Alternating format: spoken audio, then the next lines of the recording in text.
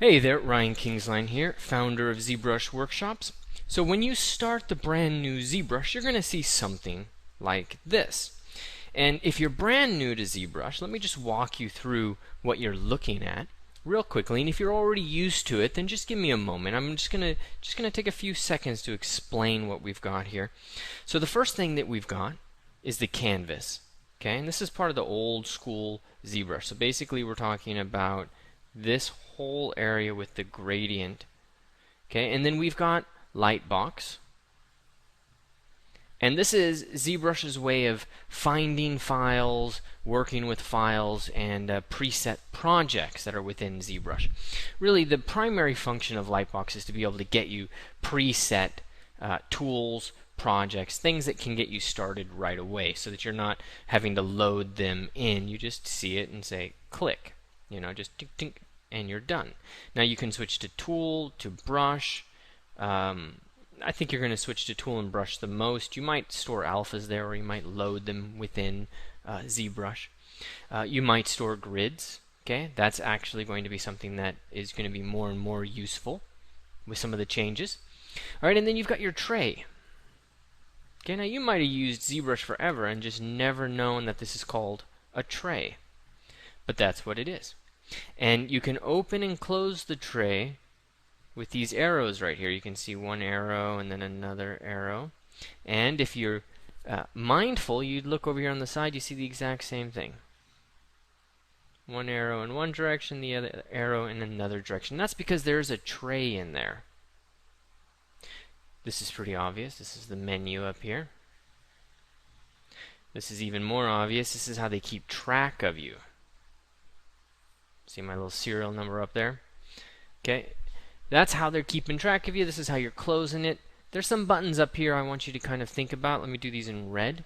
This is changing colors, and up here in the corner you're changing interfaces, preset interfaces. And you might, if you become a pro user, you might develop interfaces for texturing. You might develop them for sculpting. Now, when I was there, that was the idea, because this was actually developed while I was doing product management work there and part of the development team. The idea was people are going to want different layouts for different activities. Okay, now we even have a layout in there. The layout that is looks like, say, Maya or Photoshop is the one that I created as a transitionary user interface. We'll take a look at that in a moment. But most important is that you sculpt, you get sculpting, and you get something that works for you. Now, I never change the interface because I'm always working with beginners. All right, now there's some other elements that we've kind of left out. Let's do those in white. Okay, these are all called basically shelves. That's a shelf along the top. Okay, this is a shelf along the side. This is a shelf along the side. And what you may not know is there's actually two shelves down here.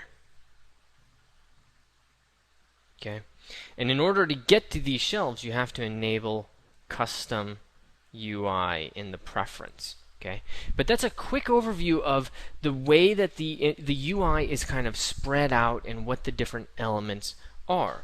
So let's take a quick look at other interfaces. That's going to be these items up here at the top. So you can see some of the flexibility that you have. All right, so I'm just going to go through. That's one interface. This is another. This is the one I created, Sculpt 01. And that's our default. Okay, so we're going to leave it at the default, but I'm going to make a couple of changes I always make. One of them is I'm going to get rid of Lightbox. Okay, and I'm just going to do that by clicking that Lightbox button. And then I'm going to go into Document and I'm going to set range to 0. Okay, let me just leave my cursor there. And if you set range to 0, that means there's no gradient. Okay, and that's a personal preference. I do that for all my videos. It's about the one change I make. Okay, and then I have some buttons that I drag down here to the side, you know, that I use all the time. But how do you get started? What do you do If this is your first time opening it, or let's say this is your 10th time opening it, you're just getting started, what is the process? Okay? And what are the steps, and how can you avoid spending hours of just kind of struggling with this different interface? That's what I want to show you in the next video, is how you're going to get started, wasting no time and focusing on just the essentials.